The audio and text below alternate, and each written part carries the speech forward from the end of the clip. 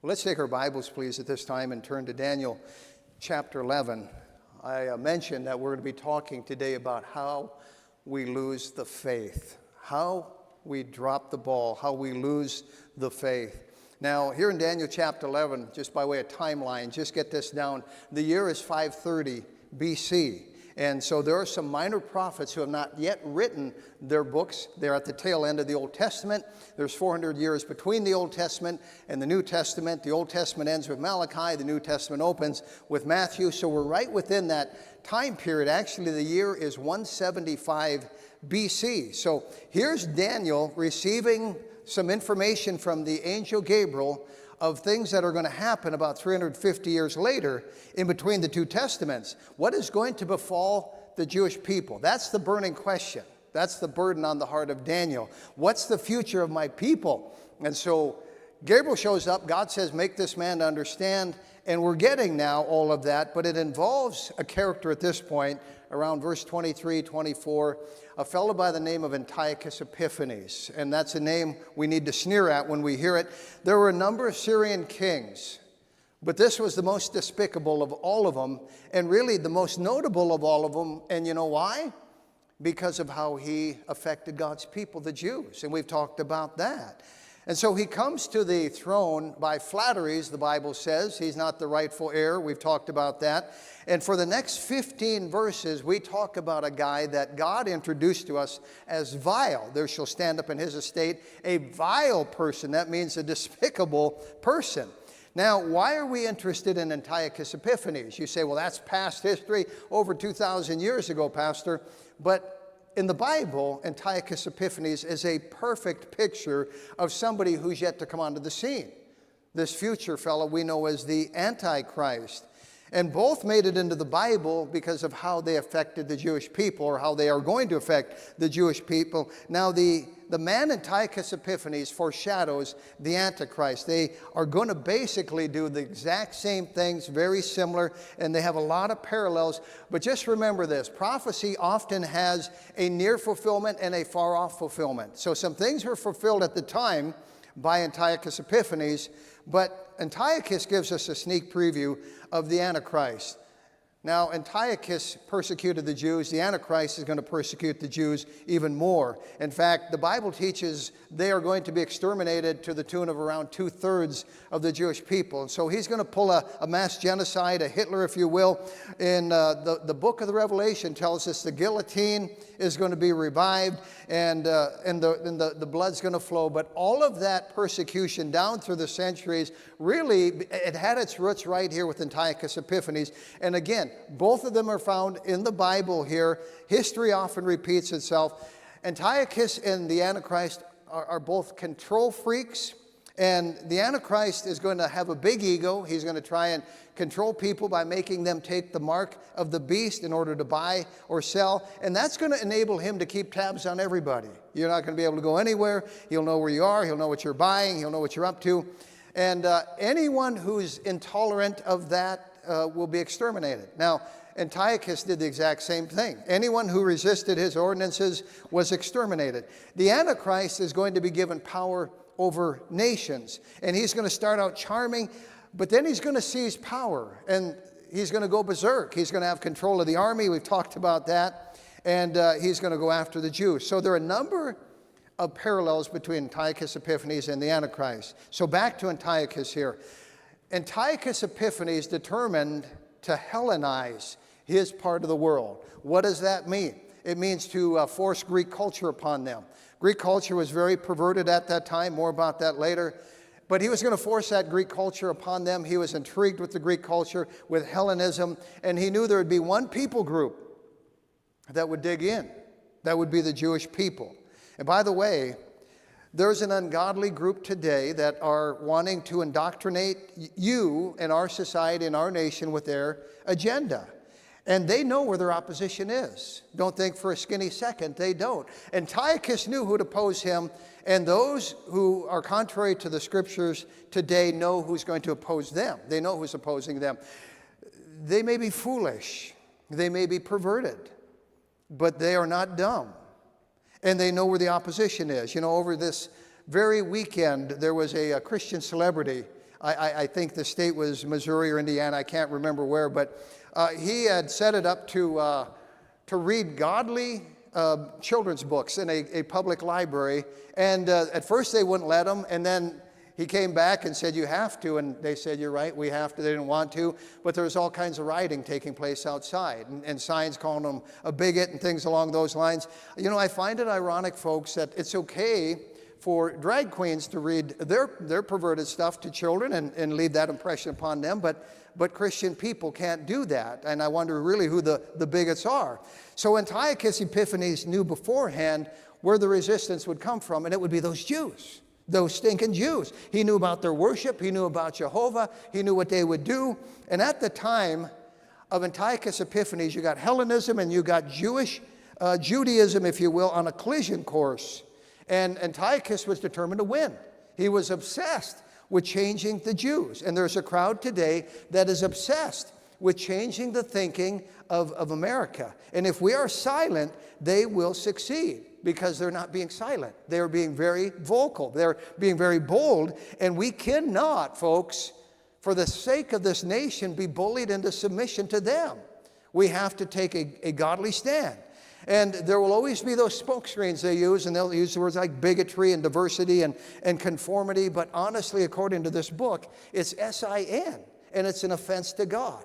It is sin, plain and simple.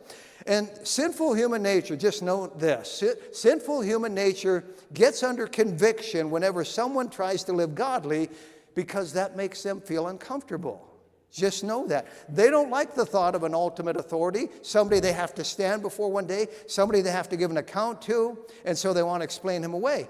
It's called conviction. And nobody likes to feel uncomfortable. That's what conviction really is. And so here's these Jews. They're an irritant to Antiochus Epiphanes. They just rubbed him the wrong way. So at the time of Antiochus, here's the Jews. They didn't have a king. We understand they'd been in captivity for years. They didn't have judges like they had back in the Old Testament. And really, there was nothing politically for a leader to rule them. The highest office at that time was the office of the high priest. And the highest authority, the high priest, was like the overseer of the temple. We would call him the pastor of the temple. And so if Antiochus is going to succeed at corrupting the Jewish people, he's got to take down the high priest. You follow me so far? That's the plan. Now, the high priest in 175 BC was not like the high priest at the time of Christ. This is where the corruption started, and for the next 175 years got worse, so that by the time of Christ you got Annas and Caiaphas and just some horrible guys. But the high priest in 175 BC was godly Onias III, and I've talked about him already. Very likely a believer, very sincere. I believe his faith was in the Messiah from everything that I can study about him. And by the way, I've seen the Dead Sea Scrolls. They were found around 200-300 BC there in the Qumran caves in that region of the Dead Sea. And they had all kinds of books of the Bible in it, but they were written by some scribes that basically sealed them in these pottery jars and put the wax over the mouth, and they were known as the Essenes. And I've been to an entire Essene community right in that region, probably the same one that put the Dead Sea Scrolls there. And in the Dead Sea Scrolls, you find this man, Onias III, mentioned, not by name, but it's obvious it's him, and it describes him. And that's why I say he was godly. He was a very godly man, true man of God. And in verse 22, it says, and with the arms of a flood shall they be overflown from before him, Antiochus, and shall be broken. Yea, also, notice, the prince of the covenant. That's Onias III. And so here's Daniel 350 years beforehand learning about this man. How would Antiochus take this man down? That's a good question. Well, he needed a traitor. He needed a double-crosser. He needed a rat-fink. You know, the devil's tactics never change. And I'm sure he inspired Antiochus. Antiochus needed a turncoat, somebody to turn, a backstabber to take down Onias. And Antiochus was no dummy. He knew that Onias had some clout, some true followers, and so he had to go about this carefully. It needed the right guy. And so Antiochus turned to the Tobias faction. And remember that Sanballat, Tobias stuff. Okay, that rat, his lineage lived on. And here's the Tobias faction in 175 AD or BC, still around. And they were very power hungry. They wanted to control the temple of Jerusalem, and they knew that godly Onias stood in their way. They had to get rid of him. And so anyway, this godly faction of followers of Onias were irritants. And honestly, it's sad to see what happened after they turned on Onias. He was actually betrayed by a traitor, an inside job, another Jew. And the devil knows how to do that. And I said this already, in any organization, be it our nation, be it churches, be it your home, there are always disgruntled members, if you will. And the devil is always working from the inside. We wrestle not against flesh and blood. And so Antiochus is going to use an insider, and his name was Jason. We talked about him. That wasn't actually his real name. It was Joshua. He preferred the Greek name Jason. He's the brother of Onias. Now, here's Onias, and he's not going to budge. He's sticking by his convictions and his doctrine. But then you have the Tobias faction, a bunch of, basically the temple mafia, I'd put it that way. And they wanted to lower the standards, and they wanted to compromise, and they wanted to get rid of Onias, and so they were going to do it through Jason. So Jason and the Tobias faction schemed to get rid of that old fuddy-duddy Onias and replace him. He had to go. And so who better to make Onias look bad than his own brother? How'd this play out? Well, remember when Seleucus sent that fella by the name of Helidorus to Jerusalem to ransack the temple and get the gold, and there was one man who withstood them. That was Onias. And so now here's Antiochus. He has a beef with Onias. He didn't conform. He defied government orders, you could say. And so Onias is called to stand before the king. Guess who tags along? Jason. Onias stands before the king, Antiochus. He gets bawled out, he gets threatened, and then he gets dismissed. And at that time, history tells us that when he was gone, Jason made his way into the king's courtyard and courtroom, and he said, if you want a different high priest, I'm kind of in line here. I'm kind of in the lineage. And you name your price, and I will be that high priest. And Antiochus and him arrived at a deal of 350 pieces of silver. So he bought the office of the high priest. That's where the corruption started. It was still going on by the time of Christ. And it was the Tobias faction who had the money, wanted control of the temple, put the money up, and now they have their guy as the high priest. He's the boss. You know, it can get pretty political when the devil wants control. Just know that. And so they made a deal, and they bought the high priest's office. Shortly after this, Onias III is assassinated. And you don't have to wonder who did it. It was the Tobias clan, the temple mafia. But really the saddest part is something was lost at that point that was never recovered. I'm going to explain it in just a moment. That's why the junk was still going on by the time of Christ. You know, this is what happens when God's people lose their identity. And the devil gets an advantage of us. So sadly, you got Jason. He hijacked the high priest office, the authority in the temple, and a lot of people went along with him, some at first, some eventually. And I just have to say this. Human nature has a bent. Is it to take things higher, or is it to take things lower? I think we understand it's to take things down instead of up. And that's why we have to be continually striving, folks, to take things up, to keep the banner up. By nature, we tend to dip the banner, don't we? And so, folks, let's hold fast to truth and righteousness, and may God put some iron in our blood and in our backbone and some grit in our craw, and may we stick by this book, because Onias would not budge when it came to compromise. He stayed true to his Bible convictions. Now, just know this, there's always going to be that crowd that wants to lax the standard, that wants to dip the banner, that wants to lighten up and just loosen up in every age. has that crowd of Christians that says, well, this is too tight, this is too legalistic, this is too strict, when really, in fact, it's too biblical. They just don't want what the Bible says. Now, the devil knew that Onias needed to go, and so now Jason's replaced him.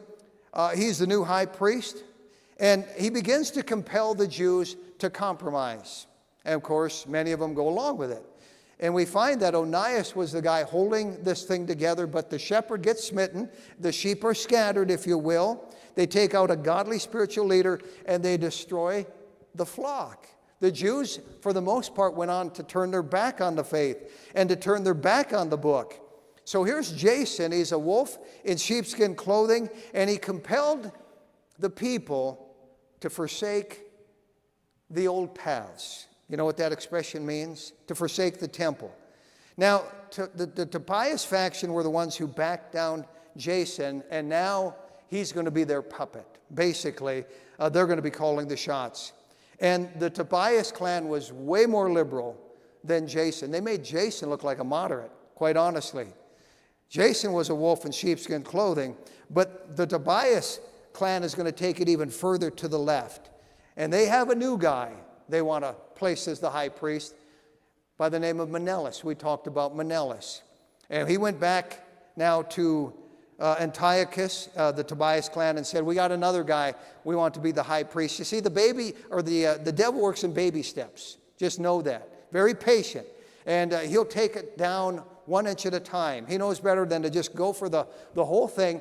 And so now he's gotten them used to Jason, but he wants to take it even further to the left. And so they get a new guy by the name of Menelaus, and he's the new high priest for 300 pieces of silver. And this is where basically Antiochus learns that he can buy the office of the high priest as the highest bidder. So anyway, Jason's out, Menelaus is in. Menelaus was a total apostate. In fact, he's the one who said, I will destroy Judaism branch by branch. And so here now, Antiochus has a man in a religious place who he can use to accomplish his end goal. And let me just say this. The devil will often use apostate religion to accomplish his goal. And you know why? Man is incurably religious. The devil knows that. God hardwired us that way. And so he can use religion to take people even to hell, for that matter. And the Antichrist is going to do the exact same thing. I read in Revelation chapter 17 of this apostate religion that is drunk with the blood of the saints. In other words, martyred many Christians down through the centuries. A religion, it's hinted on, founded in a city of 7 hills. It's founded in Rome, the city built on 7 hills. And we find out that it's going to ride in on the back of the beast, who is the Antichrist. And the Antichrist is going to use that system right to the top and then turn around and destroy it. There's going to be a double crossing there. Now, as we pick it up in verse number 23, talking about Antiochus, it says, and after the league made with him, he shall work deceitfully, for he shall come up and shall become strong with a small people. The he there is Antiochus Epiphanes. And he's going to become strong with a small people. In other words, with just a few people. He had limited resources as he was trying to rise to the top. And so he uses Jason, he uses Menelaus, he introduces the Jews into liberalism. They begin to compromise. They begin to apostatize. He gets them to intermarry with heathen people, and they lose their identity, and they cast off their biblical convictions. That's where it goes. And we're all prone to this. We have to guard our hearts against this, folks. And it just may get pretty rough before the Lord comes back. I'm not going to paint a rosy picture. There's a false doctrine going around that says it's going to get better and better and usher in the millennial kingdom. That's not at all what the Bible teaches. The Bible says evil men shall wax worse and worse. And so Christ says that when he comes back, iniquity will be abounding. And the love of many, that is Christians, shall be waxing cold. And so we have that tendency. And for that reason, we're admonished not to be weary in well-doing. In due season, we will reap. It might be heaven, the due season, but we'll reap if we faint not. And that word weary, it means weakened. You know, if we're trying to keep the banner up Well, we can get weakened in that process, can't we? Trying to do what's right. And the word well-doing, be not weary in well-doing. Well-doing means doing virtuously. Are you trying to be virtuous in these unvirtuous days in which we're living in? You can get weary in that. I speak from experience. And there are a lot of believers that are abandoning their virtue. Don't abandon your virtue. Don't widen the road, if you will. You know, at the time of Jason and Menelaus, there were some Jews that were just looking for an excuse to abandon their faith. There always are. There are always those who want to abandon the standards. They want to abandon the truth. And every age has folks just looking for an excuse to abandon the old paths because they look at the standards as a burden. And so they want an excuse to live carnally. And when Jason and Menelaus come on the scene, the Jews, many of them just easily cast off their convictions because they were looking for a reason to do that anyway. And that is because they were already chafing under those godly convictions. There are some people like that. They just don't like the standards. And they feel like they're under some kind of a yoke and they're in some kind of a harness. And really so often the problem is a lack of love for the Lord in the heart. Because Christ said, if you love me, keep my commandments. If you don't, it's not going to work. And so work on the love department first. The other stuff will fall in line. If the Christian life is a chore to you, if the Christian life is a duty to you, if the Christian life grieves you, you might want to ask yourself, how much do I love the one who shed blood for me? The one who died for me. If we love the Lord, we want to keep his commandments. That's what he said. And in 1 John 5:3, the Bible says, this is the love of God, that we keep his commandments, and his commandments are not grievous. Not to somebody who loves the Lord. If we love the Lord. It's a joy to live the Christian life if you love the Lord. It's not a burden. It's not a yoke to cast off. It's a joy. And I am not looking for an excuse to abandon the old paths. There were some Jews at that time who were. There are some Christians now that are. And many people followed Jason and Menelaus into compromise because they were already chafing. And so we have to ask ourselves, what would I have done if I'd lived at that time? And what would I do now? Basically, we really don't know our hearts. And there are some believers who say, or there are some believers who think, well, I'd never do that. I'd never do that. But we really don't know. We underestimate the depravity of the human heart. We really do. And you know, the millennial kingdom really is going to reveal something very telling. Because when you think about it, before the millennial kingdom starts, Satan's going to be bound. And he's going to be bound for 1,000 years. So nobody's going to be able to say, the devil made me do it during that 1,000 years, right? So we've eliminated the devil at that point. He has no influence anymore. In fact, on top of that, guess who's going to be ruling and reigning in the world? Jesus Christ. So you won't be able to blame politicians anymore. I mean, the Son of God is going to be reigning and no more rotten politicians. But at the end of the 1,000 years, Satan is loosed. And guess what he does? He amasses a huge army of rebels. And you say, well, where do they come from? Devil didn't have any influence during that 1,000 years. We had a perfect ruler. I'll tell you where they come from. Sinful human nature. The human heart. Every problem is a sin problem. It's the human heart. And so there are going to be some who abandon the faith, even at that time. And in the days of Antiochus Epiphanes, there were a lot of Jews, may I put it this way, they lost their faith. They went with Jason, they went with Menelaus. Now, here's some good news. Because back in the day of Jason, there was still a remnant that remained true to their convictions. And they were known as the Hasidic Jews. You may have heard that expression. It's still around today. The Hasidim. And that's a word that means the godly. It means the pious ones. We don't use that in a good connotation. But this doesn't mean they were some, snobs who were holier than thou. They were just serious about living godly. The Hasidim. And it was the narrow crowd. And they were persecuted by the liberal crowd. It's always worked that way. And called holier than thou. But they truly loved God, and they weren't going to budge for anything. They stayed by their convictions. They took a stand, and for some of them it meant even unto death. And again, it might get rough before the Lord returns. We don't know. Christ did say, fear not them which can kill the body and do no more, but fear them which can destroy both body and soul in hell. Fear God. Let's have some foresight.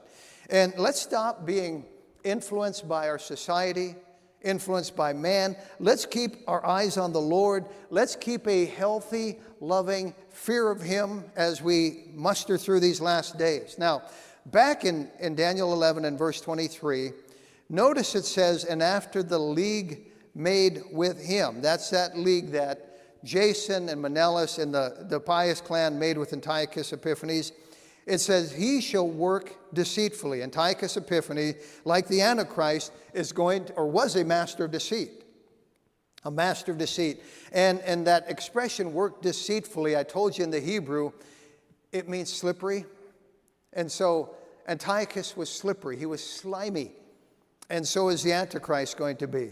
He had to be to establish himself on the throne because he was not the rightful heir. And by the way, the Antichrist is not going to be the rightful heir either. Anti means opposite of. Who's the rightful heir of that throne, the eternal throne? It's Jesus Christ. But the Antichrist is the opposite. And Christ earned it, and he's coming back to this earth to get it. The Antichrist is going to be a total imposter, a wannabe, and he's going to have to be slippery and use deceit to rise to the top, just like Antiochus. All of these verses here, just know this. For the next 15 verses, all of these verses apply to both Antiochus Epiphanes and the Antichrist because it's a dual prophecy, and they parallel each other that much. Now notice verse 23 said that he shall work deceitfully. How? Well, he's going to make a lot of treaties and then break them, and make another treaty and break them. Folks, that's been the story of the Middle East since 1948. Make another treaty and break it. And the only way Antiochus can rise to the top is to make these treaties and lie and corruption and so on, and be deceitful. So he's working with a small group of people. He's making leagues and so on. He's a super salesman and a con man. He's already used Jason. He's already used Menelaus. And he's going to stoop to any low to accomplish what he wants to accomplish because he does not have a large army at his disposal. And so he's going to use whatever means he can to get to the top. Now, he starts a movement known as Hellenism there amongst the Jewish people. And it's almost going to annihilate the Jewish faith. And one of the ways that he's going to use Hellenism amongst the Jews to take them down is to introduce to them Greek sports. Follow me on this. I've studied the history. Jason Menelaus actually ordered a big complex built in Jerusalem to rival the temple and in close proximity to the temple. The Tobias clan put up the money to do this. Every Sabbath day, the complex was full. People were practicing sports. The temple, well, nearly empty. Does that sound familiar? We're living, folks, at a time when attendance in church is trickling down, down, down. And in fact, a number of churches have been put out of business. I mean, they closed their doors. And if you think it's bad here, go to Scotland, go to England. They don't know that they don't know. They lost it years ago. If you want to see where the U.S. is going, just look at Europe. And so here we have this temple empty. We have this complex full. And it's funny how even today you have on Sunday sports stadiums packed with fans, don't you? And you say, what does fan mean? It means fanatic. They don't have any problem wearing the label fanatic. But you go to church on a Sunday 3 times for 3 services carrying a Bible in, and you're a religious fanatic, and that's not said in a good connotation, is it? You're one of those religious fanatics, really? So here's this sports coliseum in Jerusalem, but it was more than a sports coliseum. It was a cultural center, and it had a magnetic draw to the young people of Jerusalem and Israel, especially the youth. Antiochus Epiphanes, again, may have been a fool, but he was no dummy. And he knew that he was going to win over the Jewish people. He had to cater to the youth. Does that sound familiar? Why in the world would drag queens want to go into public libraries and read their perverted stuff to kids? And kids are running around with rainbow flags. And, oh, hey, this is great, you know. And the brainwashing has taken place at a young age. Satan is not a fool, or might be a fool, but he's not dumb. And as I said a moment ago, he's patient. And so he can bypass the adults. He can bypass this generation. He can focus on the youth, knowing they're going to grow up. And they do. They do. Satan's battleground has always been with the youth. Satan's battleground has always been to capture the next generation. And so now this Hellenism is going to introduce Greek sports to the Jewish people. And here's the kicker. Greek sports were performed naked. Are you following me? They were performed naked. Now, God's people have always been a modest people. Did you know that? The Bible talks about us adorning ourselves in that which is modest and modest. Do you know that even when they designed the temple, they did not put steps in it for the high priest to walk up because it would show too much of his leg? They used a ramp. That's how modest God is. And a lot of Christians today have forgotten that that is still in the Bible. What about modest apparel? You know, there are a lot of Christians today who have no regard for modest apparel. They've gotten lax in this area. They've gotten used to this, and it's now gotten to be the standard. And some of the stuff people are wearing out there. You know, there was a time when a prostitute could publish her wares, if you will, by dressing a certain way. And it's got to be frustrating, really, for harlots today, because what do I do to outdo the way just people are dressing normally out there in society? And we as a nation have gotten to where anything goes. And where will it end? How low are we going to chase the world standard down? We just have to ask ourselves that. Now remember this, if you're a parent here, your kids will always take it lower than you. Just know that. It's coming, so just know that. And it's really a personal call, it's a domestic issue, but at the same time, we ought to be asking ourselves, does my apparel please the Lord? I mean, that's really what it's all about. You know, God is pretty blunt in His word about modesty. There's a lot in His word about modesty. Can He still bless flagrant disobedience when somebody knows these verses in the Bible and just says, I don't care? So here's Antiochus Epiphanes and Tobias clan and Menelaus, and they're all compelling the Jewish boys to get into sports which are performed naked in the sports game, and telling them, well, you know, it's not nudity, it's just a form of art, it's just acceptable, it's just a body. And eventually, to the horror of the godly Jewish elders, the boys are starting to cave in and do it and think it's acceptable, and godly old Onias would have been spinning in his grave if he knew what had come of the civilization there. Can you imagine the grandparents of these boys watching this and going, what's happened? And that's how the devil works. He destroys the foundations. Now, Psalm 111 says, if the foundations be destroyed, what can the righteous do? I mean, it doesn't even answer the question. I mean, we throw up our hands. We're worthless without a foundation. This building would not be standing here without a good foundation, right? I wouldn't be in it without a good foundation. I know how it was built. And if the foundations be destroyed, what shall the righteous do? There's nothing we can do. And so here we have this Hellenism seeping into the Jewish culture. And by the way, within Hellenism, homosexuality was also considered the highest form of love. Now, can you imagine the act of sodomy? And really, it's as awful and disgusting and perverted as it gets. But to them, it was the highest form of love. And eventually, the liberal Jews embraced that. Does this sound all familiar, by the way? Does history repeat itself?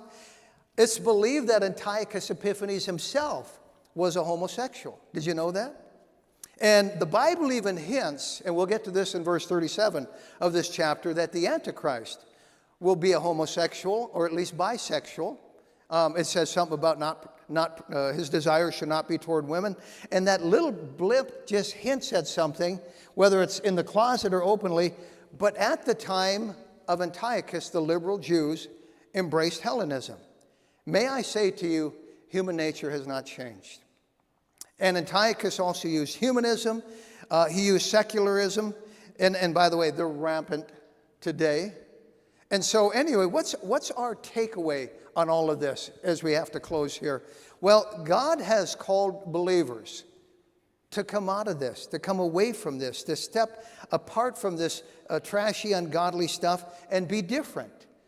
Peter put it this way in 1 Peter 2:9, but ye are a chosen generation, a royal priesthood, and holy nation, a peculiar people, that you should shine forth the praises of him who hath called you out of darkness into his marvelous light.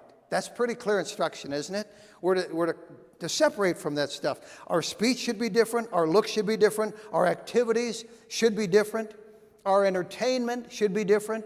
Our music should be different. Our apparel should be different. Our behavior should be different. Our events should be different. Our education should be different, folks. Our worship should be different. Our doctrine is different. And I could go on and on. The devil wants to drag all of that down. And he's working overtime. And he wants to drag down the next generation. Are we ignorant of his devices, or are we on to him? Well, Hellenism eventually won over the Jews. You know, the Bible says, be not deceived. Evil communication corrupts good manners. That goes for any generation. Compromise is devastating. God help us, please, not to be deceived. That's how we lose the faith.